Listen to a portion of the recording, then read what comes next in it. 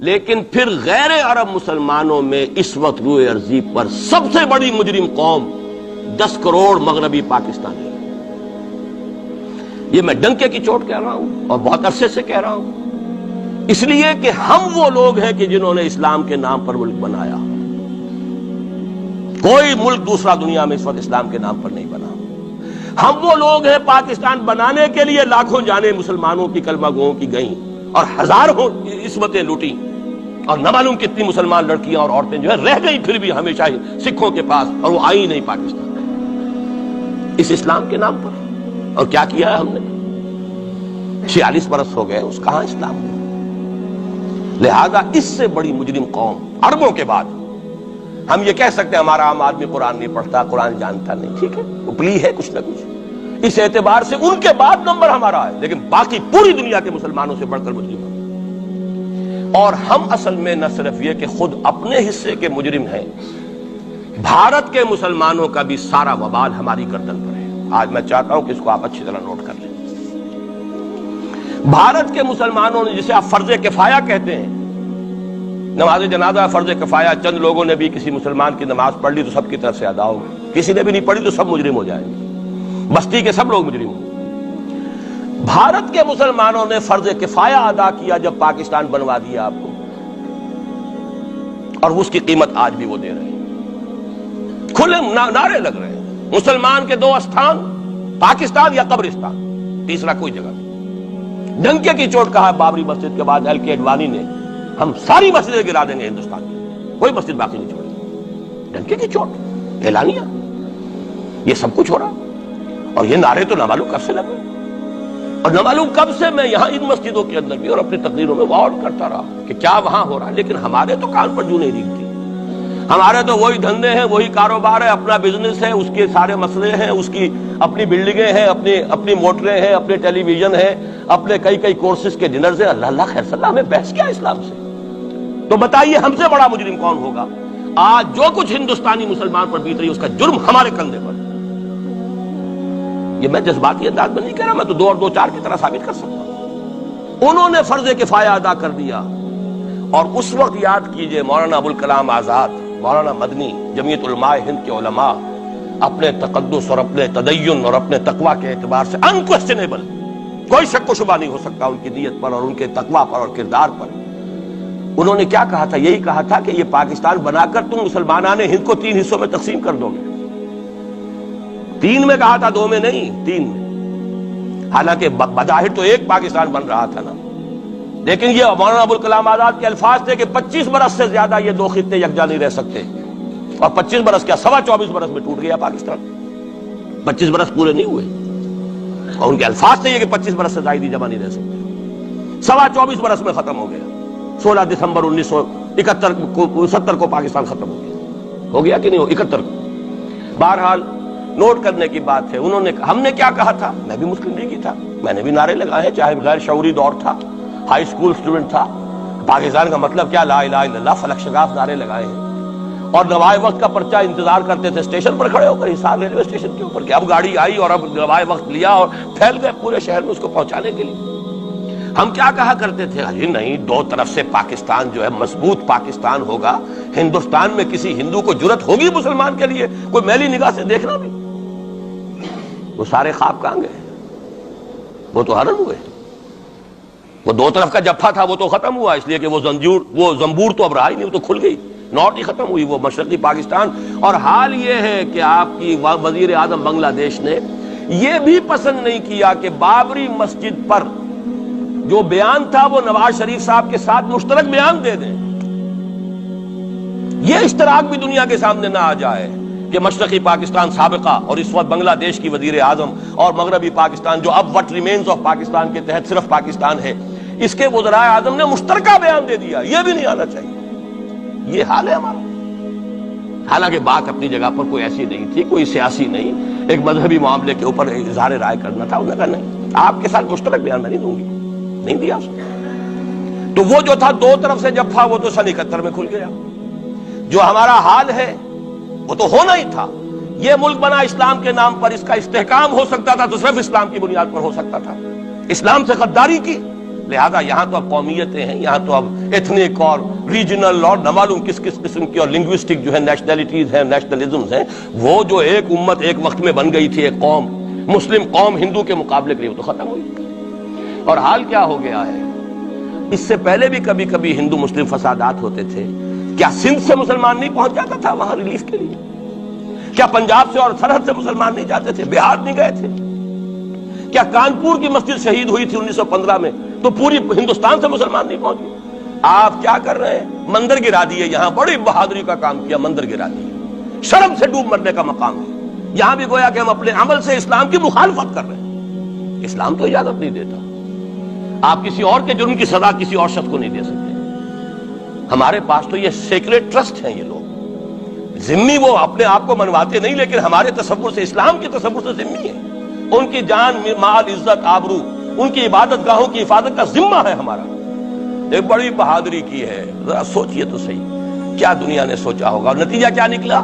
اگر کسی درجے میں بھی بابری مسجد کی شہادت پر کوئی دنیا میں کوئی رائے عامہ ہو سکتی تھی کوئی ہندوستان کے خلاف، ختم ہو گئی۔ جو انہوں نے کیا 10 گنا تم نے کر لیا۔ تم نے ایک مسجد گرائی ہے، تم نے اتنے 100 کہتے ہیں، پتہ نہیں مجھے تو معلوم نہیں 100 گرائے کتنے گرائے ہیں، بہرحال جتنے مندر تھے تم نے گرا دیے۔ فرق کیا ہے؟ ایک کردار ہے تمہارا، ایک ہی تمہارا اخلاق ہے، ایک ہی تمہارا معیار ہے، کوئی فرق ہی نہیں۔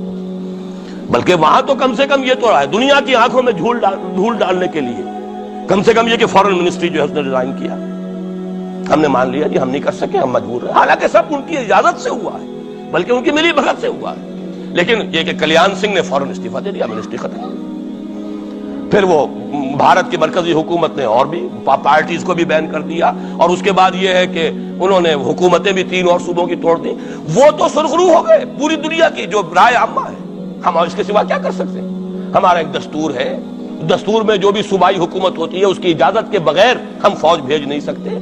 وہاں پہ صوبائی حکومت تھی، اس نے ہمیں یقین دہانی کرائی تھی، سپریم کورٹ کو بھی یقین دہانی کرا دی تھی کہ مسجد کو کچھ نہیں ہوگا، تو ہم تو اس کے اوپر ڈیپینڈ کر رہے تھے۔ ہے سب جھوٹ، سب کو پتا تھا جو کچھ ہوگا، اندر خانے ملی بھگت تھی، لیکن یہ ہے کہ کم سے کم انہوں نے فیس سیونگ کے لیے ان کے پاس مواد موجود ہے، آپ کے پاس تو وہ بھی نہیں۔ آپ کے تو اخبارات نے لکھا ہے کہ کارپوریشنز کے ٹریکٹرز جو ہیں گئے ہیں گرانے کے لیے، اور وزراء جو ہے، ایک وزیر کا نادر پرویز کا تو نام آیا ہے، اخبار میں خبر تھی، ہم نے بھی پڑھی تھی، فوٹو بھی دیکھا تھا کہ وہ خود ہاتھ میں پھاوڑا لے کر جو ہے وہ منظر گرانے کے لیے چلے۔ یہ جو صورتحال ہے جان لیجئے، اس وقت میں آپ کو بتانا چاہتا ہوں ہندوستان کے مسلمان پر تو جو قیامت بیت رہی ہے بیت رہی ہے۔ میں نے اپنا ایک تاثر کچھ عرصے پہلے یہاں پہ بیان کیا تھا، رہا ہے میرا تاثر، اور وہ ہے اصل میں وہ لاسٹ سپر جو ہے انجیل میں جس کا تذکرہ ہے حضرت مسیح علیہ السلام نے جو آخری کھانا رفع سماوی سے قبل کھایا ہے اس باغ میں جہاں روپوش تھے اپنے حواریین کے ساتھ۔ تو اس میں یہ الفاظ آئے ہیں، میں نہیں جانتا صحیح ہیں غلط ہیں، وہ ایک علیحدہ بات ہے، کہ آپ نے وہ روٹی توڑی اور کہا کھاؤ، eat and this is my flesh, یہ میرا گوشت ہے، کھاؤ۔ اور اس کو کہتے ہیں وائن، کوئی مشروب ہوگا جو بھی ہوگا، ڈالا کہ پیو، drink and this is my blood. میرا احساس ہمیشہ یہ رہا ہے، اس کے بعد کچھ ماند پڑ گیا، جب یہاں مسلمان نے یہاں مارا ہے اور کچلا ہے اور زندہ آگ میں جلایا ہے، پھر بات ختم ہو گئی، میرے دل کے اوپر سے وہ احساس ختم ہو گیا۔ وہاں ہندو کے ہاتھوں جب مسلمان کے ساتھ یہ کچھ ہوتا تھا تو پھر جب میں کھانا کھاتا تھا محسوس کرتا تھا کہ میں ہندوستانی مسلمان کا گوشت کھا رہا ہوں اور ہندوستانی مسلمان کا خون پی رہا ہوں۔ یہ ہمیں عیش جو یہاں حاصل ہے، جو آرام حاصل ہے، جو ہمیں یہاں پر سہولتیں حاصل ہیں، جو معاشی اس کی کاسٹ پر ہے، اس نے آپ کو یہ ملک لے کر دیا اور آج تک اس کی قیمت ادا کر رہا ہے، اور ہم جو ہے عیش کر رہے ہیں، گل چھرے اڑا رہے ہیں۔ یہاں جس کے پاس 2 پیسے ہو گئے برقع اتار کے اس نے پھینک دیا، یہ معلوم ہوتا ہے کہ یہ تو مفلسی کو چھپانے کا ذریعہ تھا۔ 4 پیسے ہوں، اچھے کپڑے پہنے ہوئے ہوں، میک اپ صحیح کیا ہوا ہو، تو پھر برقعے کی کیا ضرورت ہے؟ اور میں نے شاید سنا ہے آپ کو، مجھ سے تو چند لڑکیوں نے یہ الفاظ کہے باقاعدہ۔ میں جب پریکٹس کرتا تھا لاہور میں کرشن نگر میں، تو ایک گھرانے کی، اور مجھے معلوم ہوا کہ ان کے والد انتہائی نیک تہجد گزار، کئی لڑکیاں تھیں بہنیں، ایک ہی تقریباً عمر 200 سے 1.5 سال کی، کبھی وہ آتی تھی کلینک میں میرے تو برقعے سمیت، کبھی آ رہے ہیں تو بغیر برقعے کے۔ میں نے پوچھا یہ کیا تماشا ہے آپ لوگوں کا، کبھی بغیر برقعے کے کبھی برقعے سمیت؟ صاف جواب دیا، میں ان کے الفاظ کوٹ اینڈ کوٹ میں ان کے الفاظ کوٹ کر رہا ہوں، ڈاکٹر صاحب جب ہمیں کوئی میک اپ کرنے کا، کپڑے بدلنے کا موقع نہیں ملتا تو ہم برقع پہن لیتے ہیں، اور جب ہمیں موقع ملتا پھر ہم برقع کائے کو پہنتے ہیں۔ تو گویا کہ اس کو چھپانے کا ذریعہ برقع ہے کہ کپڑے میلے ہیں، میک اپ نہیں کیا تو لہذا برقع پہن لیا۔ یہ ہے حال پاکستان میں اسلام کا جو ہم نے بنایا ہے۔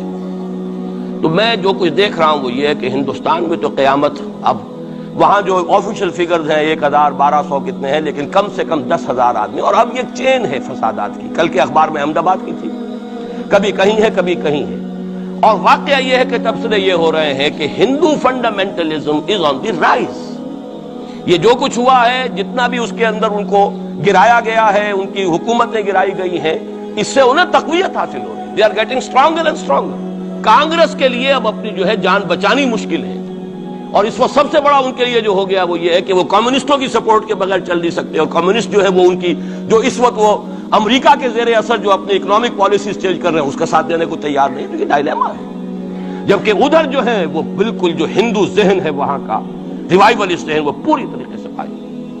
تو اب اس وقت میں اس کے حوالے سے عرض کر رہا ہوں کہ ہندوستان اور پھر پاکستان کو علیحدہ نہ سمجھیے، اس لیے کہ ہندوستان کو اگر انہوں نے مسلمانوں سے یا اسلام سے خالی کرا لیا تو پھر ان کے بعد ان کا ٹارگٹ جو ہے پاکستان تو ہے ہی ہے، ہم تو ان کے ٹارگٹ نمبر 1 ہیں۔ ذہناً انہوں نے کبھی پاکستان کو تسلیم نہیں کیا، اور ہمارا اب ساتھی ہے کون؟ اللہ پر تو نہ یقین نہ اس سے ہمارا تعلق، جو معاملہ نہ دارت سخن آشنا نہ باشد۔ اللہ سے تعلق کیا ہے ہمارا؟ اللہ سے کون سی دوستی ہے؟ اللہ کیوں ساتھ ہے ہمارا؟ ہم تو مجرم ہیں نمبر 1 اس کے، اور باقی دنیا میں جن پر سہارا تھا، جن پہ تکیہ تھا، وہی پتے ہوا دینے لگے۔ وہ تو بالکل امریکہ کی پالیسی معلوم ہوتی ہے کہ ہمیں تو ہاتھ پاؤں باندھ کر جیسے ہندو کے سامنے ڈال دیا جائے۔ کبھی وہ ٹیررسٹ اسٹیٹ قرار دینے کی دھمکی آ جاتی ہے، فیلرز کی شکل میں آ جاتی ہے۔ یہ فیلرز دیے جاتے ہیں اس لیے تاکہ بات پہنچ جائے۔ اگر صرف بات اس طریقے سے انڈائریکٹلی پہنچنے سے مطلوبہ مقصد حاصل ہو جائے تو خام خواہ براہ راست کہنے کی ضرورت کیا ہے؟ مطلب تو حاصل ہو۔ سب نے سجدہ سہو کیا ہوا ہے، ہمارے ہاں ہر ادارہ سجدہ سہو کر چکا امریکہ کے سامنے، ٹوٹل سرنڈر۔ اور یہ بات جو قاضی حسین احمد صاحب کہہ رہے ہیں 100% درست کہہ رہے ہیں، 100% درست کہہ رہے ہیں۔ ٹوٹل سرنڈر، چاہے وہ بے نظیر ہو، چاہے وہ نواز شریف ہو، اور چاہے وہ کوئی اور ادارہ ہو آپ کا جو یہاں پہ قوت کا اصل سرچشمہ ہے اور منبع ہے، سب کے سب 100% جو ہے اس کے سامنے سجدہ کر چکے ہیں۔ یہی وجہ ہے کہ وہ بے نظیر کا ساتھ نہیں دے رہے۔ بے نظیر کا ساتھ کائے کو دے؟ اگر نواز شریف ان سے بڑھ کر، ہم بھی ہیں دربار کے، اگر یہ کہنے کے لیے وہ ان سے بڑھ کر تیار ہو تو اسے کیا ضرورت پڑی ہے؟ اس کی کون سی کوئی رشتہ داری ہے بے نظیر کے ساتھ یا کسی اور کے ساتھ؟ ہاں، اگر نواز شریف کہیں کسی جگہ پر بھی کوئی اپنے پاؤں کو گھسیٹتا، ڈریگ کرتا، اپنے فیٹ کو کہیں کوئی رکاوٹ ڈالتا، پھر ٹھیک ہے، پھر اس کو آلٹرنیٹ لانے کے لیے تو کوئی ہے نا کوئی سوال۔ لیکن جب وہ ان سے بڑھ کر نیاز مند ہو، ان سے زیادہ بڑھ کر سجدہ کرنے کو تیار ہو، ان سے بڑھ کر کہیں ہم شریعت کوڈ ہی کو اٹھا کے پھینک دیں گے اگر سود کا معاملہ جو ہے شریعت کوڈ کے حوالے سے ہمارے لیے مصیبت بنا، سود تو دیں گے، چلے گا، لائیے، خدا کے لیے لائیے، پیسہ لے کے آئیے، ہمارے ملک میں آئیے، پیسہ لگائیے۔ اور یہ سود وود کا یہ کوئی مولوی لوگ ہیں پاگل جو کہتے ہیں کہ یہ کوئی حرام ہے، اور کوئی پاگل ہمارے شاید وہ کورٹ والے بیٹھے ہوئے تھے جنہوں نے اسے کہہ دیا کہ بینک انٹرسٹ بھی جو ہے ربا ہے۔ باقی آپ ہم سے کوئی ڈر نہ رکھیے۔